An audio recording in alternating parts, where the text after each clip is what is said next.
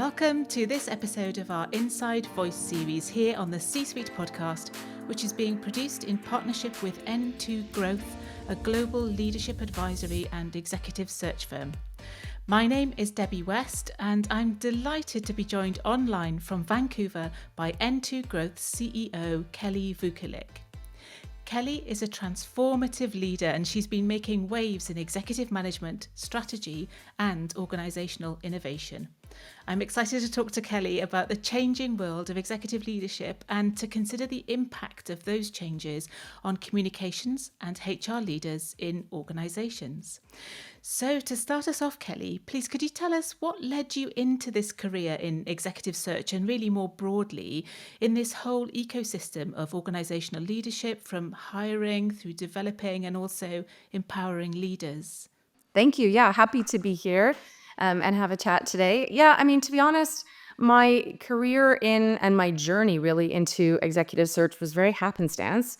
I never set out with the intention of pursuing a career in this field. And I think that's a story actually really shared by many people who have entered the industry more than 20 or 30 years ago. Back then, and I'm trying not to date or age myself, but executive recruiting wasn't really something people deliberately aimed for. It was really more about where an opportunity led you. Maybe an executive who'd had a successful career and had relationships and would transition. But these days, it's much more conscious entry into the field, particularly as you see recruiting and leadership development become a much more integral part of some academic programs, like my master's in industrial psychology. You tend to have now, younger kids going to university saying, I think I'm interested in leadership development. So for me, though, I started literally the day after my 19th birthday, a very long time ago, in a boutique firm here in Vancouver.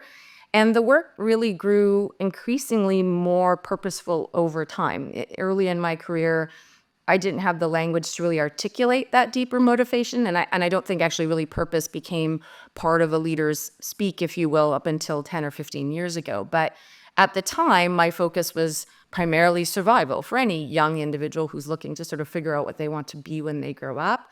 But finding the roles, the work, of course, it offered some stability. But as I progressed and each step forward, it really gave me a deeper connection to purpose, to other people's purpose, having conversations with executives about their passion and what helped, them get to where they are or who helped them get to where they are.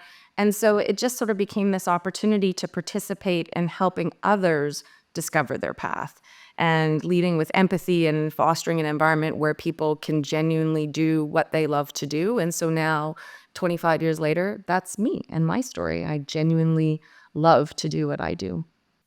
That's such an interesting way of thinking about it, actually, that you get to talk to people about their purpose and their passion. That's such a positive thing to do every day. I can imagine that's a really good experience, great career Yeah. How experience. did you get here? What brought you here? Nobody. I Yeah. mean, even I have, children who are going to university. It's like, it can't be replicated quite that way. And so if you're following purposefully, things you love to do and get you out of bed every morning in passion, people tend to have careers that they love. Yeah, absolutely. Yeah. Even that's just great advice from the get-go. What key trends are you seeing in executive and leadership hiring right now? And interestingly, how do you think these will evolve over the next 5 years? Yeah, and that's the big topic I think for us to talk about because it's a very meaty subject and it's going to change dramatically. The future of leadership, which for me is really happening in the next 5 years, because we're going to see a pretty significant shift in the makeup of the current leaders and leaders who are taking roles. I'm going to start by actually sort of backing up to see what got us to this point, and then I can share about what I think is going to happen on the other side of it. What we're seeing today is we're seeing executives leave the C-suite perhaps earlier than they may have back when I was recruiting 20, 25 years ago. And that is, people aren't necessarily retiring at 65, that magical number.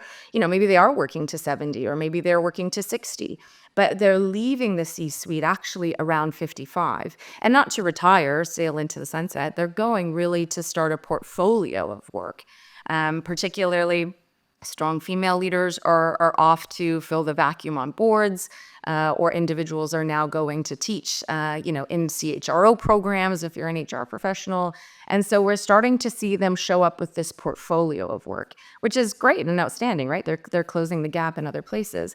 But they are starting a new gap that will widen. So as they leave the C-suite and there's this sort of space for new leaders to come in, you would think that the crop of leaders coming up would be coming up quite quickly. Okay? They got to fill that gap quite quickly.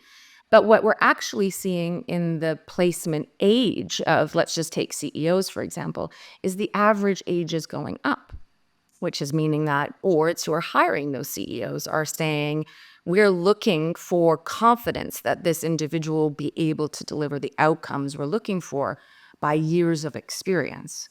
And so it's just going to be a math issue, right? Eventually, right? There's just how much time have you spent on the planet? And can we wait for them to have spent enough time to gain the experience? And the answer is no, it's a math problem. So now you've got this group of individuals who are racing up towards that. But actually now there's some other demographic information about that group that suggests more than 60% of them don't even want to move into leadership roles. So now the shrinking talent pool just got even smaller.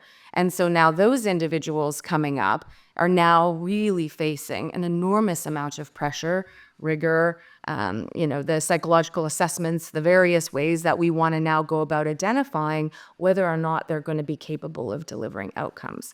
So that means for the next 5 years, there's going to be some pretty significant shifts, right? We're going to have to redefine how we hire. What does that look like? What are the whole person attributes, motivators, competencies, behaviors, rather than just a resume or traditional metrics like titles or degrees or years of experience? So that will change, particularly for recruiters. HR professionals, anyone interviewing are going to have to think about that differently. You're going to have to think differently around not thinking about the pathways in a traditional way. So if you looked at my background, yes, it was pretty similar in terms of like what you would have seen 30 years ago, people progressing, let's say, on an upward diagonal. But those pathways are not what we see today. We see diverse career backgrounds of people taking parental breaks or going back to school or trying to be an entrepreneur. And so those sorts of pieces mean that they're going to deviate from a standard linear progression, which in the past may have suggested that someone was ready for the next role. But we're going to have to be more thoughtful about what will help us really kind of bleed out that hypothesis that somebody could be successful. And so now you're predicting if someone will be successful. And so we'll start to see more predictive assessments and analytics to identify high potential candidates. And for those who are inside of organizations are now going to also do everything they can to enhance their shrinking talent pool and spend a lot more time on enhanced leadership development, right? To ensure that those individuals are being groomed earlier in their careers to be successful. So, in short, I think we have a lot coming to us really, really quickly. And organizations like mine that are supporting organizations and companies going through this, but even individuals inside of organizations that are navigating this are going to have a lot to think about as it relates to talent in the future. Absolutely. There is such a lot of different pressures, so many factors, I think, that seem to be affecting this landscape. And as this pressure increases so much on organisations to attract the best talent, but from a decreasing pool of talent, what can they do to make a company particularly appealing? What is it that top executive talent is really looking for in a company? Yeah, and I think it goes back to even what I found in this role, which was purpose, right? So as they face increasing pressure to attract top talent from a shrinking pool, you now need to really think about how can you be more appealing and emphasizing purpose alignment, engaging opportunities for younger generations by leveraging technology or different ways to create meaningful outcomes. And the opportunity to be a part of creating a meaningful outcome means that purpose alignment, I believe, is going to be a key differentiator. And I think one key about that's probably the most important is you have to think of us now being very thoughtful about purpose alignment as the differentiator in a time when technology is accelerating innovation. Because purpose and creating human connection within doing something purposeful could be separated by technology. So purpose really acts as the grounding force, and that can help, organizations remain, in front of and in support of doing things that are meaningful to their leaders and their teams. But what happens when you add technology in there? Does that mean that people could be spread further apart? Will they be as close? Will it feel as meaningful? And so I think organizations really have to be thoughtful about that. And I think they really need to be clear and deliberate about what the purpose is for the organization, so that leaders can have some string to that, some heartstring to that, if you will. Yeah, absolutely. That's a very interesting point as well about the role of technology in that, and whether that enhances or decreases that sense of purpose and meaningful outcomes and those sorts of things. It's such an interesting area. And what role does employer branding play in that? So, does employer branding help to attract top talent? And also, aside from purpose, is there a role for culture fit? We hear a lot of discussion about things like, attracting somebody who fits in with the culture already, or who's come to disrupt the culture. Like, is that an important consideration when you're looking for a successful senior hire? Yeah, I mean, it's massively important. So 2 points. First, on employer branding, yeah, big role to play, right? So as leaders are now, increasingly seeking roles where they can drive either societal or organizational change, organizations have to integrate purpose into their message to the market to attract. But then they also have to ensure they integrate purpose into their culture and communicate that effectively, right? It has to stand out for executives because they're looking for something more than just a title, right? They want to be part of something transformative. There's now another layer. So back to our group of people coming up, is that group coming up, Gen Z, has to be patient for that, right? So they're looking to drive organizational change or societal change, but we know that that takes time. Again, not stereotyping a generation, but it isn't instant gratification, which they have been more used to because of technology in recent years. But after 6 months, they have to realize, listen, even if I'm not making an impact, there are maybe some small components where that impact can be seen and building. And that's the culture's job, right? To read that back to them. Now, baby boomers are giving us some assurance. Don't worry, it's coming, it's coming. I've been there. But of course, Gen Zers aren't looking at that positively. They're going, but I'm not waiting here for 20 years like you may have waited here. So that's another piece, right, for cultures to be thoughtful about. And of course, for organizations to think about how they're communicating that impact so people feel connected to it. Yeah, 100%. It's really interesting, actually, that difference that you're experiencing with, Gen Z employees and their thoughts about leadership and that sort of thing. What do you see are the implications for the future of leadership in terms of where Gen Z are and what their expectations are? Yeah, it's loads has been written about this, so I'm not sharing anything that's new. But certainly for younger executives and more senior counterparts, there are big, generational experiences that are different. There are workplace values that are different, and of course, there's evolving societal norms. I think, for the two generations, you've got Gen Zers looking for purpose and impact, where historically maybe baby boomers looked for stature and tenure, right? Those were the markers of leadership success. But that's not how they're measuring it anymore. We looked for structure. Gen Z's looking for flexibility. They're looking for flexibility in how they lead and how they work, and they're embracing different models of work, and seeking to balance that a little differently. I think this current generation of baby boomers have tended to operate in more structured environments with very clear boundaries and very formal leadership hierarchies. We've seen command and control versus collaborative. You can even tell that even just in a team environment, how people respond to that leadership. And I would say we see the Gen Z population being very open to risk taking versus our generation being much more cautious, looking for more experience to drive decision making and shaping sort of how to navigate going forward by years of experience instead of sort of taking a leap. So there's some pretty black and white contrasts. And for leaders in organizations, they've got to be aware of both, and they've really got to be managing to both. And that comes with a lot of communication. And that can be certainly felt in an organization's culture. Yeah, I completely agree with that. And it is so interesting. You're right. Although a lot's been written about it, when you really consider it through a specific lens, you're right. Those sort of black and white comparisons really do stand out quite markedly. And there's quite a lot for everybody to learn through that process, I think, to achieve a successful transition from one generation of leaders to another. Yeah, it sounds like quite a challenge for organisations. Aside from generational difference, one of the other things we know organisations are struggling with is representation, and a lot of people are struggling to meet their inclusivity targets at senior levels.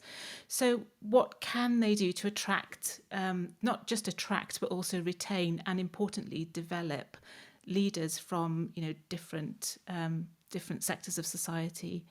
Yeah, and I mean, again, like just even as recently as last week, this continues to be under pressure.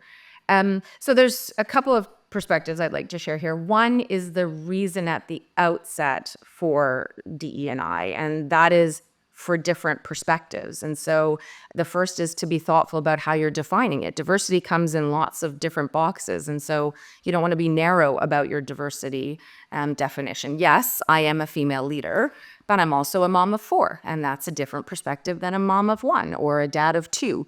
So I really encourage organizations to consider the entire the entire person and all the experiences that have shaped them. That's what brings a diverse perspective. The other piece for organizations, and again, just back to sort of HR and communication and being thoughtful about that, is it starts with organizations recognizing that hires are not assimilating into their culture. So you had asked before about culture fit, which is, I've been really trying for a very long time to change the narrative on that to culture add. So instead of saying, I want you to fit into my culture, I want you to contribute to my culture. It's evolving and it's growing, and we have to incorporate new ideas and new perspectives to shape it. So as an organization thinks about fostering an inclusive culture, they really shouldn't be shy about it like from day one, right? You want to lean in, make it clear that the organization really values inclusion of different ideas and thoughts and invites those new hires to participate in the process. Where I've seen this fail is diverse candidates that organizations have worked so hard to recruit and hire. And we've now hired a diverse candidate. Aren't you so great? Now, all of a sudden, day one, they intersect with an inclusive culture you've promised them through the recruiting process that don't deliver on day one. And so now the new hire's perspective and the reality of the organization and what was promised and how this would feel inside of the organization, it may be near impossible, even after day one, to regain their trust. And so now you'll have a new leader in your organization who feels like maybe they've made a mistake or they want to leave. And usually they don't on day one, but if they stay, they're going to just now be in a mindset of looking for additional evidence that the organization's diversity and inclusion isn't there. But that's an illusion. And now you sort of go, well, gosh, now we've just wasted all of our recruiting time. And on day two, we're already back to where we started. And so neither of those outcomes give an organization the diverse and inclusive energy that they really need for the long term. So it starts on day one with keeping your promises, right? 100%. That's such a good point, and I hadn't thought about that before, Kelly. But that's so interesting. It's that kind of confirmation bias that happens very early in a role, I guess, that is so critical. So we hear a lot of talk about the first 30 days, and I can see now why that is super relevant. Yeah. I mean, if you've gone out to market and said, we will be inclusive, we will be thoughtful, and now you can't show evidence of that, then you need to look for that evidence before you go to market and start to make those changes inside of your own organization first. Yeah, absolutely. Well, I noticed that under your leadership, N2 Growth has launched a board effectiveness practice, and I'm really intrigued by that. Can you share any insights with us from that? So, for example, what are the key attributes of a high performance board?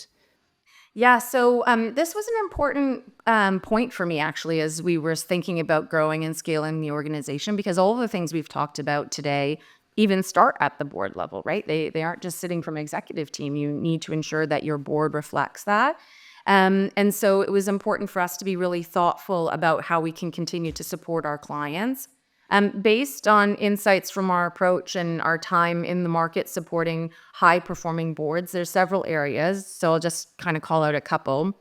I say the most important is just really strategic alignment, right? And clarity, right? We know that boards, that are strategically aligned with the organization's mission and long-term objectives can really act as a guide for that executive leadership team to ensure they're really staying focused on strategic priorities and not getting caught up in the hustle and bustle of Q1 and Q2 and Q3, right? That there's a longer term picture. And so the key attribute there is, again, them really living into and supporting the organization's purpose, and ensuring that the governance, decisions are aligned with purpose and strategic goals. So, that's probably first and foremost.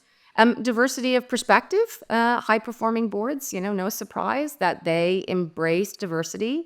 I would see, and I would hope to see over the next couple of years, that we see more generational diversity, particularly in the Fortune 500, because for all the reasons we've just talked about, that perspective in executing organizational plans are going to highly be driven by a generation that is different and diverse. And so we need to be thoughtful about that at the board level. I think organizations, particularly where they're being thoughtful about how they want to get a deeper understanding of stakeholder needs, is going to need to be very thoughtful about diversity from that perspective. And so representation across, again, all of the check boxes, but more importantly, areas of expertise, whole person view, competencies, even as I said, recruit a female leader, but be thoughtful about where she has come from and what experiences she's gained. The other probably most significant is accountability and transparency. I don't think this one is a surprise. I mean, through all the scandals over the last 30 years that have boiled up to boards being aware of that, this continues to be the most, important and probably obvious. But boards must hold themselves accountable, just as they hold their leadership teams accountable to those kind of compliance, ethical standards, performance behaviors. And that includes regular self-assessments as a board. And so that's part of what our solution provides, is an assessment platform for boards to share, their own perspective of the board operating as a whole, but also, how are you operating? How am I operating? And being thoughtful about those best practices for the good of the organization. Yeah, it sounds like a really helpful thing for an organisation to have that assessment of, of their board's effectiveness. Yeah, that's And it yeah, being executed by a third party. So lots of boards will yes. say, we do an assessment. You're excellent. Thank you. So am I. Wonderful. But what does a third party say? And would you say everything to me, or I say everything to you, or would it be easier for an organization to support a board through that in a third party? And so that's where we provide the opportunity for that to happen, up to the board chair, that being reported to the board chair. Yeah, I get it. So that external objective kind of assessment. And roll up of all the different opinions on the board into one collective view. Yeah, absolutely. Well, that sounds great. This has been such an insightful conversation, honestly. And I've just got one final question for you, because a lot of our listeners will be communications professionals, HR folk, employee experience professionals. I'd really love to hear from you if there's a key takeaway you could share with them that will help them as they strive to attract, retain the best senior talent, aware that that really is critical to promoting the long-term success of their organizations. Yeah, I'll always come back to this as the focus for me, for the advice I give my children as they go out in the world, and for senior leaders who are thinking about their next change, or for organizations who are thinking about articulating why someone should make a change and join them. And it boils down to focusing on purpose and human connection, first and foremost, without question. I think we can get quite far away from each other, and then you kind of are far away from each other going, why am I doing this? And so for HR or employee kind of communications people, there's purpose-driven branding, so internal and external brand communications. In the recruitment process, just be very thoughtful about tailored candidate experiences. What it might mean to recruit me versus what it might mean to recruit you needs some plug and play, right? We've got to be thoughtful about what that looks like and what's a meaningful onboarding process for somebody who's working remotely or does drive their children to school. You've got to really be thoughtful about tailoring that so we can be articulating how it aligns to a candidate's values, aspirations, and all the reasons they've joined. Human connection, to our points earlier in this conversation around inclusion and engaging culture. And I think the other final one can be to continue to be very thoughtful about how you can support people growing professionally and purposefully and personally, and emphasizing that the organization has the adaptability and empathy to have individuals do that under their roof. And that's not a one and done. It's, we have a new special program that's coming out. That's a lifelong component that organizations need to be thoughtful about. And so I hope that, individuals listening to this today are thoughtful about purpose and human connection as what drives each piece that they touch, no matter where it is in the organization, because those as guiding principles, I think, always gets us to the right answer for both sides of the equation, organizations and the leaders who operate inside of it. Yeah, I totally agree. And that's such a positive message to take away, that it really is that purpose, connection with people, empathy, and, treating people as individuals that will get you the outcomes that you really want at the end of the day also. So yeah, they're not positive. they're not just assets. They're not and for as big as your organization is, each individual who joins an organization is a multiplier of talent and culture. And so they've got to be connected and aligned, and they'll only do their best when they are. So, if it's 40 people in an organization or 40,000, with that in mind as the core, I think organizations are poised for success over the next 5 years that are going to be very interesting, to say the least. Well, that was a great summary to close on, and such an insightful conversation on the whole. Kelli Vukelic, thank you so much for taking the time to share that insight with me today. And of course, if anyone wants to find out more about N2 Growth, the URL is simply n2growth.com, where the 2 is a digit.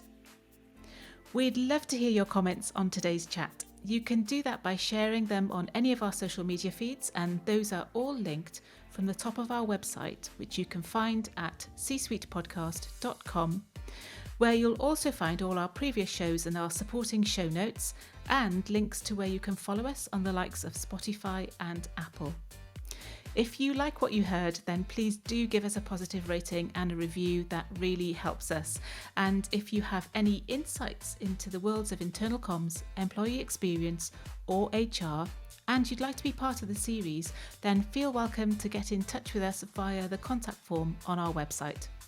Plus, of course, anybody can get in touch with us with any feedback they may have. And finally, you can find me on LinkedIn. I'm Debbie West. But for now, from Kelli and I, thank you so much for listening, and goodbye.